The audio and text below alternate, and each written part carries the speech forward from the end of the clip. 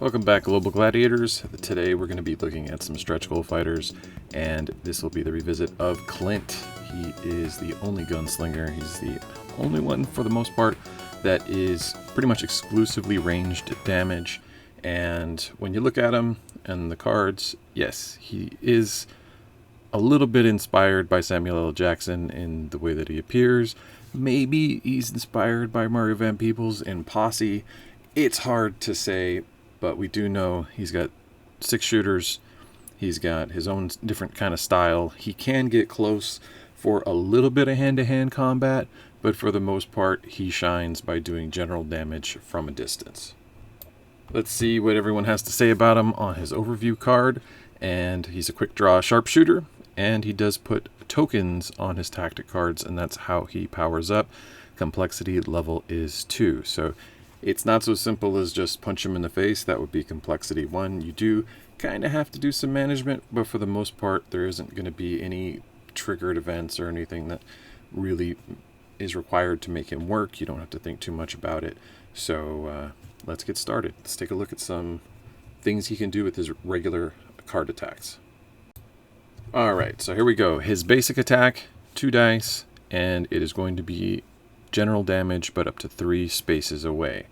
One of the interesting things that he does is you can place a token of your choice on 2 of your tactic cards.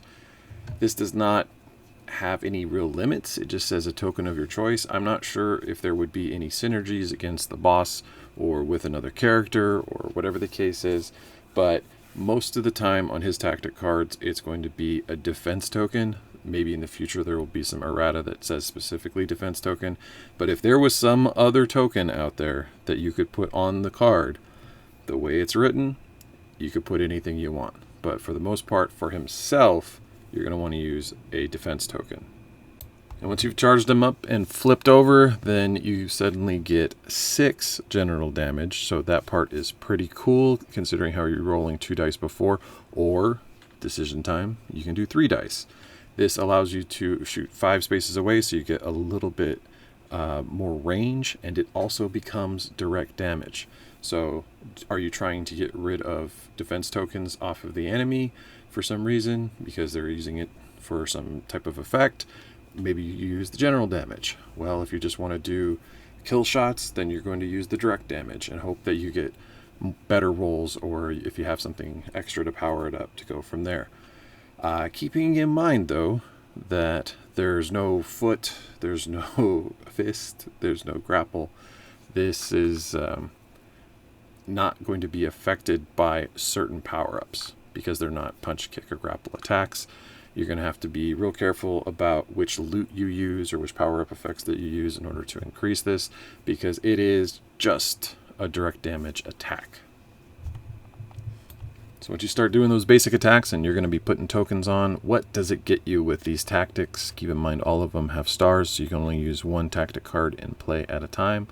I'm not sure what happens if you do the feint and put the card back down. I believe all the tokens are removed and it comes back down as a fresh card, just to keep that part in mind if that's part of your strategies. They do all have feints. Some of them are useful, especially if you need to do a lot of damage really quickly. But they also have an at the start of turn effect on each one of them. This does not matter if something had exhausted the card or any other effect. It's always going to happen. Sometimes people have questions about that. At the start of your turn, you're going to place a token for Steady Hand and Steely Gaze. These are damage tokens. These are just counters, and usually you can't have more than 3 unless you upgrade the card through story mode. And for True Grit, it is going to be a random defense token, and it can't have more than 5. They also have exhausts, so for Steady Hand, you can discard a damage and deal 1 direct damage to an enemy within 3 spaces.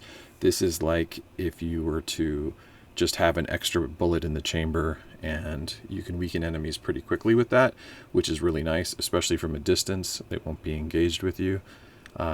That can have drawbacks depending on the enemy that you're trying to get a hold of, but at least you'll be able to pester them enough and bring down that 1 extra bit of damage you might need.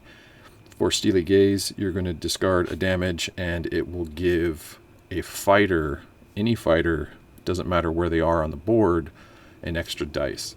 So this is your support. If you're doing your regular attack and you are able to put a token on each one of these cards, you're going to be doing pretty consistent damage, even if you're just holding back and being a support character. That's part of your strategy if you want it to be. For True Grit, this one builds up quite a bit and is to help you with your defense.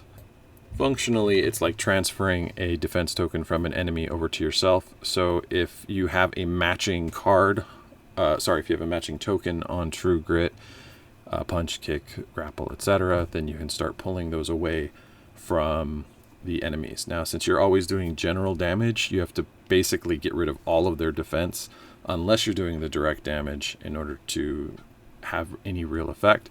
So using this before you attack is really helpful, as you'll be able to remove at least one shot away that will then go into being damage. So that part's cool.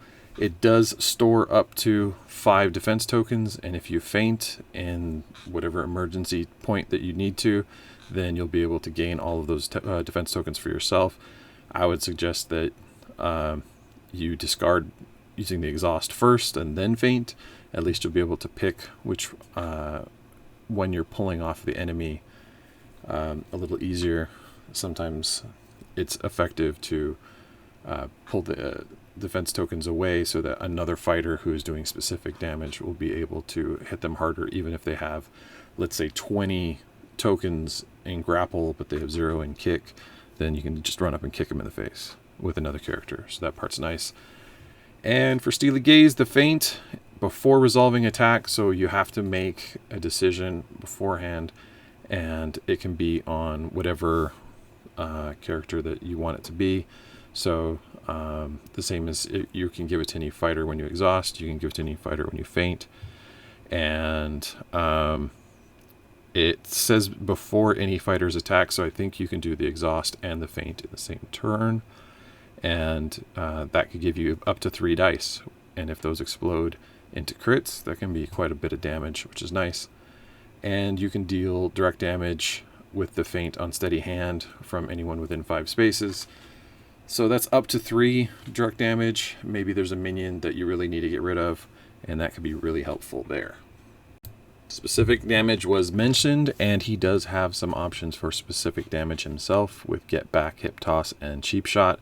Get Back being a 2 dice attack, and then he may move. So it's like he kicked and then flipped and was able to put some distance between him and the enemy.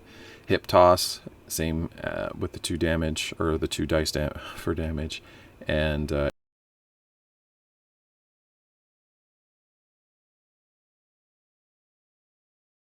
3 spaces being important because that's within range if you wanted to hit them again, or put them somewhere for somebody else to be able